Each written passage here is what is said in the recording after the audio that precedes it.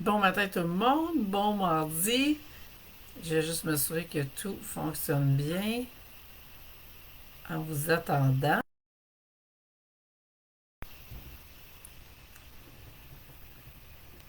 Alors.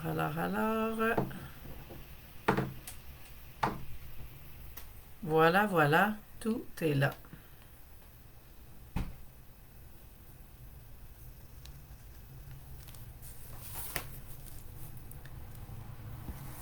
Alors, bon matin tout le monde, bon mardi. Juillet est vraiment officiellement plus que commencé. Et j'espère que vous allez bien, j'espère que vous passez un beau début d'été, beau début de vacances peut-être. Et je suis vraiment contente de vous retrouver aujourd'hui. Alors, si vous ne me connaissez pas, c'est la première fois que vous arrivez sur un de mes lives, eh bien, je m'appelle Isabelle Lefebvre, Money Business Coach. J'accompagne des entrepreneurs, des dirigeants, des gestionnaires à transformer leur relation avec l'argent, à augmenter leur chiffre d'affaires afin d'accéder à la liberté financière et avoir une vie riche de sens. Et aujourd'hui, là, j'ai du vent qui cogne. Bon, on va laisser ça aller. Euh, alors aujourd'hui, eh bien, on parle d'histoire familiale avec l'argent et c'est un sujet qui est vraiment hyper important et en même temps qui peut être très délicat parce que dans l'histoire familiale, eh bien oui, il y a des gens dans votre famille qui peuvent être décédés et il y en a qui peuvent être encore en vie et tous les conflits au niveau de la famille avec l'argent sont vraiment très importants et vont être très révélateurs de votre propre relation avec l'argent. Je disais dans le titre aujourd'hui, mais que votre relation avec l'argent débute d'abord par celle de vos parents. Alors, regardez, qu'est-ce que votre père dit ou disait de l'argent? Qu'est-ce que votre mère disait de l'argent? Vos oncles, vos tantes, vos grands-parents, qu'est-ce qui se passait avec l'argent? Est-ce que l'argent était un moyen pour atteindre des résultats? Je vois qu'il y en a qui se sont joints. Mettez-moi un petit commentaire, on va dire vous êtes là. Et merci pour le petit pouce. Hey, salut Sophie, contente que tu sois là. C'est le fun. Donc, c'est ça. Qu'est-ce que vos parents disaient? Qu'est-ce que vos arrière-grands-parents disaient? Et écrivez-moi dans les commentaires comment ça se passait dans votre famille, comment ça se passe peut-être encore aujourd'hui. Donc, est-ce que l'argent est utilisé pour atteindre des objectifs en particulier? Est-ce qu'il y a un amour de l'argent qui est démesuré? Est-ce qu'il y a de la corruption autour de l'argent? Est-ce que l'argent est utilisé pour arriver à ses fins? Puis en vous disant ça, je pense à Séraphin dans les belles histoires des pays d'en haut. Pour si vous êtes en France, peut-être que vous ne savez pas, vous avez pas lu mon livre encore, vous ne savez pas parce que j'en parle, mais cette histoire-là de Séraphin est venue vraiment teinter l'univers collectif des Québécois. Et donc, Séraphin était reconnu pour être avare et qui voulait justement accumuler son or. Alors, dans un archétype financier d'accumulateur comme ça, dans une anxiété vraiment maladive, ça vient vraiment teinter toute la relation avec l'argent et ça va aussi teinter la relation que ses enfants, par exemple, vont avoir par la suite. Donc, à quoi ressemble donc la relation avec l'argent que vos parents avaient? Et vous pouvez avoir un parent qui va être dans un extrême. Il peut en avoir un qui a toujours été dans l'accumulation. Il y en a un autre qui est complètement toujours en train de dépenser. Donc, ça crée des polarités différentes. Ça crée vraiment des deux extrêmes et qui peut faire en sorte que vous puissiez vous sentir déchiré. Est-ce qu'il y en a un pour qui l'argent, c'est là pour justement répondre à nos besoins et que l'autre, c'est là pour s'enrichir? Est-ce que l'argent est plus spirituel pour un et l'autre est plus matériel? Donc, vous voyez, il y a tellement de situations possibles. Sophie, tu me dis, c'est précieux, on doit l'utiliser pour la santé et l'éducation. Effectivement. Et là, t'amènes un point, Sophie, avec ça. C'est avec ce que tu viens de dire, c'est tes valeurs qui viennent de se placer justement. Donc, dans la famille, si on a la valeur de la santé, on a la valeur de l'éducation, eh bien, on va prendre cet argent-là, justement, puis on va l'investir sur la santé, sur l'éducation des enfants. Donc, vous comprenez que, encore une fois, c'est pas l'argent qui va être le problème, mais ça va être notre relation qu'on a avec. Et elle va être teintée selon nos valeurs. Et c'est exactement, Sophie, ce que tu viens de mentionner. Donc, si pour nous c'est important d'être en santé, c'est important l'éducation de nos enfants, mais c'est là qu'on va mettre de l'argent. Si, au contraire, ce qui est important, c'est on peut faire partie de ceux qui ont le syndrome du voisin gonflable et qui ont besoin de reconnaissance et de toujours avoir plus, plus, plus et d'être reconnus, eh bien, ils vont dépenser, dépenser, dépenser pour pouvoir atteindre ce statut-là, cette image-là, aux yeux des autres. Et ça va venir vraiment amener leur relation avec l'argent dans une toute autre forme. Tu dis, Sophie, que ta mère récupérait ce que les autres jetaient. Eh bien, on a certainement une accumulatrice ici. Donc, ça aussi, quand on a un parent, puis je vais refaire un Facebook Live sur les enfants et l'argent dans pas long, mais quand on a un parent accumulateur, c'est sûr que ça va venir teinter notre relation, puis on va avoir une partie de soi qui risque d'être accumulateur. Deux parents accumulateurs vont certainement donner au moins un enfant accumulateur. Donc, vous voyez, c'est toute l'histoire familiale. Et quand on parle d'histoire, on va parler, oui, des expériences que la famille a pu vivre. On va parler des croyances. Ça, c'est sûr que les croyances sont là. Mais au-delà des croyances, on va parler des expériences. Par exemple, est-ce qu'il y en a qui ont fait faillite? Est-ce que le 4 générations passées, parce qu'on sait qu'il y a vraiment un lien entre nous et la 4e génération, donc les arrière-grands-parents, est-ce qu'il y a eu une faillite? Est-ce qu'il y a eu une faillite de génération en génération? Et là, je vais parler vraiment au masculin parce que c'était souvent ça à l'époque. On avait beaucoup plus d'hommes que de femmes en affaires. Donc, est-ce que, par exemple, l'arrière-grand-père a fait faillite? Est-ce qu'après ça, le grand-père a fait faillite? Est-ce qu'après ça, le fils a fait faillite? Est-ce que ça arrive à vous et là, vous vous lancez même pas en affaires? Pourquoi? Parce que les impacts des faillites d'une génération à l'autre, eh bien, si vous vous lancez en affaires, vous allez avoir à guérir toute cette histoire de faillite-là. Même chose pour ceux qui ont eu du succès. Donc, l'arrière-grand-père qui a eu du succès et qui a transféré ça à son fils, au grand-père et à son fils, et ça arrive à vous. Donc, le succès d'une génération à l'autre, vous allez bâtir sur le succès d'une génération pour vraiment bâtir la nouvelle génération. Alors, vous voyez, on peut avoir encore là les deux extrêmes. S'il y en a qui avait une peur maladive de l'argent et qui transmet cette peur-là d'une génération à l'autre, ça fait une lignée de gens qui vont être accumulateurs. Faut se rappeler aussi qu'il y a eu le contexte des guerres, qu'il y a eu des rations. Et moi, je pense à ma grand-mère que tout était en double, en triple, en quadruple dans la maison. On aurait pu survivre longtemps avec tout ce qu'il y avait là. Et c'était typique, justement, d'avoir été rationné et de faire des provisions. Constamment, il y avait des provisions. Donc, on aurait pu ne pas aller à l'épicerie pendant plus d'une semaine, si c'est pas 2 ou 3. On aurait pu survivre avec tout ce qu'il y avait en canage, en congélation, puis en nourriture, dans le garde-manger. Donc, il y avait de tout. Et tout ça vient justement avec le contexte de l'époque. Alors aujourd'hui, ben, les époques ont changé, on n'est plus du tout au même niveau. Au contraire, on est plus dans une surabondance alimentaire que d'autres choses dans notre pays à nous. Bien sûr, c'est pas comme ça partout sur la planète, mais on n'a plus besoin d'avoir des tonnes de nourriture d'avance et pouvoir aller simplement à l'épicerie à tous les jours si on veut.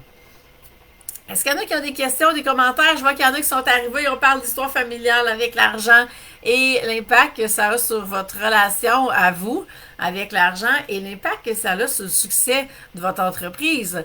Parce que vous savez, si Véronique, je prends ton commentaire, tu me dis faillite de mon père plusieurs reprises, pauvreté dans le nid familial. Ben, on a à aller vraiment guérir ces mémoires-là, Véronique. Je disais tantôt, il y a des croyances qui sont là, tu sais, puis je vais prendre le nid familial parce que j'aime ton expression. Qu'est-ce qu'il y a dans votre nid familial de toute la lignée? Est-ce que vous portez dans ce bagage-là des croyances qui sont limitantes par rapport à l'argent, des expériences que les autres générations ont vécues et qui n'ont pas été réglées? Donc, tout ce qui est des traumas que ça a pu engendrer avec l'argent, euh, tout ce qui est des mémoires qui sont là et tout ce qui est aussi des conflits familiaux avec l'argent, parce que l'argent peut être vraiment une source de conflits majeurs. Et il y en a qui peuvent vraiment vouloir même que leurs parents décèdent pour avoir l'héritage, ou peut-être même jouer à ne pas aider pour pouvoir avoir l'héritage plus rapidement. Vous comprenez? Donc, tout ça, voyez l'iceberg vraiment comme ça peut être très gros, tout ce qui peut avoir comme conflit à ce niveau-là et avoir un impact direct sur votre entreprise. Parce que quand vous êtes en affaires, l'argent est au cœur de votre entreprise. L'argent est continuellement là. À tous les jours, votre entreprise va transiger de l'argent. Et donc, si vous avez une relation qui n'est pas en paix avec l'argent et si ça a engendré des dangers, par exemple, parce que ça peut être ne pas être sécuritaire pour vous d'avoir beaucoup d'argent dans votre compte de banque. Ça peut ne pas être, ça peut correspondre à être même dangereux d'avoir beaucoup d'argent. Qu'est-ce qui arriverait de pire si vous auriez beaucoup d'argent dans votre compte de banque actuellement? Est-ce que tout le monde serait rendu à vous demander de l'argent? Est-ce que vous vous retrouveriez à des nouveaux problèmes à régler et vous ne voulez pas avoir ces problèmes-là? Mais vous savez, peu importe la quantité d'argent que vous n'avez pas dans votre compte de banque, vous allez toujours avoir soit des problèmes ou soit des défis avec l'argent. Pourquoi? Parce que, vient plein de situations. Un certain montant d'argent vous amène des opportunités dans lesquelles il peut y avoir des défis aussi. Et s'il y a un manque d'argent, il y a justement des opportunités que vous ne pourrez pas saisir, ça va amener d'autres problèmes. Donc, il va toujours avoir des défis qui vont être là par rapport à l'argent que vous avez ou que vous n'avez pas. Et vous avez à choisir quel défi vous voulez. Et ça, eh bien, j'en parle dans mon livre. Si vous ne l'avez pas lu encore, Transformez votre relation avec l'argent, allez soit à la librairie chercher ou si vous voulez une copie dédicacée, vous la commandez directement sur mon site et ça va faire plaisir de vous la dédicacer, de vous l'envoyer. Et vous savez, mes dédicaces, c'est toujours des intentions. J'ai toujours un moment où je prends pour me connecter avec l'énergie de la personne et vraiment m'assurer que les mots qui sont choisis vont vibrer avec vous. Alors, est-ce qu'il y en a qui ont d'autres commentaires par rapport à cette histoire familiale-là? Comment est-ce qu'elle peut avoir un impact? Parce que là, la suite, c'est OK, qu'est-ce qu'on fait avec ça? Bien, on commence par s'observer. On commence par observer nos comportements. Et de voir est où l'argent au niveau de votre famille, vous la classez où l'argent parmi les autres valeurs, parce que on peut se poser la question, est-ce que l'argent c'est une valeur? Est-ce que l'argent c'est un moyen? Est-ce que l'argent c'est une fin? Comment vous considérez l'argent? Et donc, il y a une tonne de questions que vous pouvez vous poser. Et d'ailleurs, quand vous achetez mon livre, vous pouvez aller télécharger sur le web un cahier d'exercices à faire avec justement plein de questions à vous poser pour commencer à creuser cette relation-là. Et donc, si on regarde maintenant tous ces modèles financiers-là que vous avez eus, parce que autant vos grands-parents, vos parents, vos oncles, vos tantes vont être des modèles financiers. Alors, est-ce que vous avez eu des modèles qui ont vibré pour vous, puis vous avez fait, oui, c'est comme ça que je veux être, ou au contraire, vous avez eu des modèles où vous faites, arc, je veux rien savoir de ça. Et donc, si vous avez eu des modèles où vous voulez rien savoir de ça, vous allez vraiment comme aller à l'opposé complètement. À l'opposé, ça ne veut pas dire que c'est mieux. Hein? C'est vraiment une réaction naturelle et probablement vous avez un insoumis dans vos archétypes financiers si vous êtes là et que vous avez décidé de vraiment dire non, moi jamais que je vais être là, je ne veux rien savoir de ça. Mais ça va amener d'autres défis, le fait d'avoir fait ça, parce que l'histoire familiale n'est toujours pas réglée.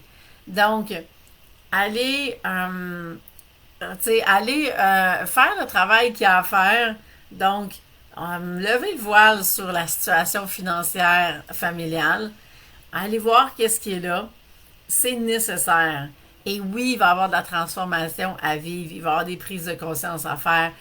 Si vous voulez ramener la paix au niveau de l'histoire familiale et guérir les générations passées, comme votre histoire familiale, votre relation à vous, c'est nécessaire de transformer votre relation avec l'argent. C'est un des aspects qui est à travailler. Sophie, tu me dis, du côté de mon conjoint, c'est plus insécure. Pauvreté, grosse famille, injustice des gens riches, croyance que l'argent achète le monde.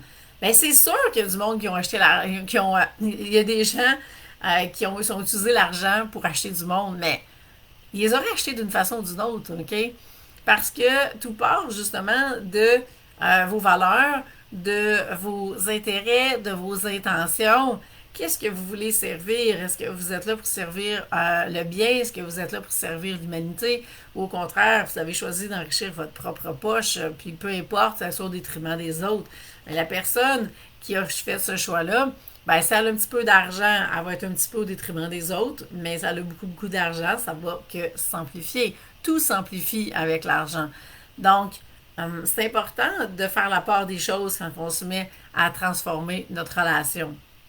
Et c'est fun que Sophie, tu parles de conjoint parce que c'est exactement le sujet de la semaine prochaine. On va parler d'argent dans le couple. Alors, soyez là. Aujourd'hui, je voulais vraiment traiter l'histoire familiale dans son sens large parce que s'il y a des choses qui ne fonctionnent pas dans votre entreprise par rapport à l'argent, eh bien, c'est sûr qu'on a besoin de ramener la paix à ce niveau-là. Donc, je vous ai parlé des modèles financiers. Alors, ça, c'est vraiment, vraiment important. Et de choisir des nouveaux modèles financiers si ceux que vous avez eus ne correspondent pas à vos standards.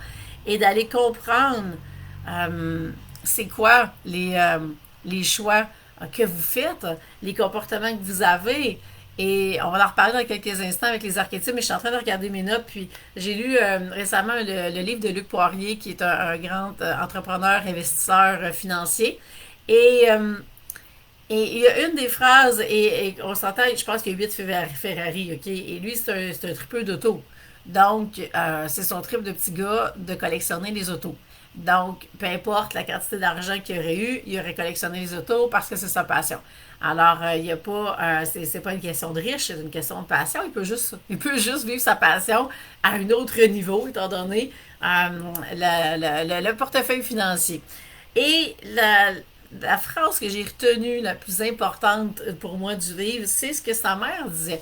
Et sa mère a arrêté de travailler pour s'occuper de lui, de ses frères, et donc a été sur le bien-être. Alors, il y a eu une enfance vraiment où est-ce qu'il ne pouvait pas jouer au hockey parce que ses parents ne pouvaient pas payer pour le hockey. Il s'est mis à vendre des cartes de hockey pour pouvoir se payer d'équipement.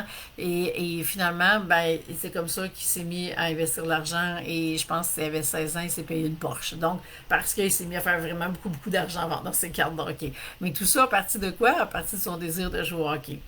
Et la phrase la plus importante que sa mère lui a dit, c'est: t'as juste un nom, donc c'est ce que les gens vont se rappeler de toi. Et ça, c'est une phrase qui est magique parce que quand justement l'argent commence à rentrer, eh bien, qu'est-ce que les gens vont se rappeler? C'est de votre nom, justement. C'est de la façon que vous allez avoir géré cet argent-là. Et on le dit, quand plus qu'il y a de l'argent, eh bien, plus qu'il y a des valeurs, il y a des traits de caractère, tout va s'amplifier. Et dans l'idée de ce que les gens vont se rappeler de toi, c'est ton nom, eh bien, ils vont se rappeler justement de comment tu faisais les affaires, qu'est-ce qui était important pour toi, quelles étaient les valeurs qui étaient mises en jeu à travers tout cet argent-là.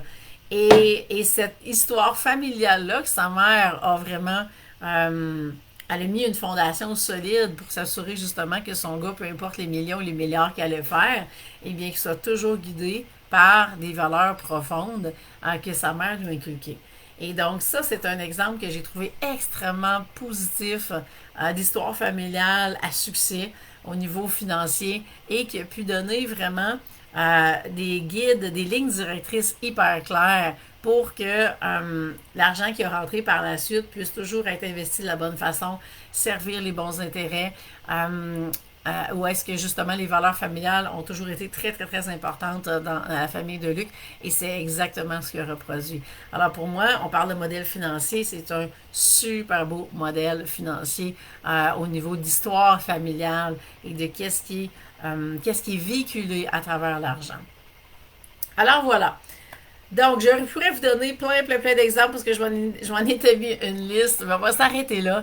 Donc, toute cette histoire familiale-là, eh bien, qu'est-ce qu'elle va faire? Elle va venir teinter votre relation avec l'argent et vos comportements. Et donc, pour étudier vos comportements et vraiment commencer à transformer votre relation avec l'argent, mais vous avez observé comment vous réagissez par rapport à l'argent, comment vous réagissez en train de dépenser ou d'investir de l'argent et de voir vraiment votre niveau d'aisance à parler d'argent et à dire peut-être que vous aimez l'argent. Et là, je vous dis plein de petites choses, là, vous allez tout retrouver ça dans le livre. Mais ce qui est vraiment, si je parlais d'auto de luxe, de Ferrari tantôt, mais la Ferrari, c'est vraiment de pouvoir commencer à comprendre vos comportements avec l'argent. Et la façon la plus rapide, c'est avec vos archétypes financiers. Et c'est là que je peux vous accompagner. Donc, quand on parle de business, on peut parler de stratégie d'affaires, fine. On peut parler aussi de stratégie au niveau du mindset financier et que j'aime bien appeler le money mindset, même le money business mindset. Et donc, on a besoin d'aller travailler ce mindset-là au départ. Parce que vous savez, peu importe toutes les stratégies d'affaires qu'on peut mettre en place, si votre relation avec l'argent, vous n'êtes pas en paix, eh bien, ça ne rentrera pas pareil.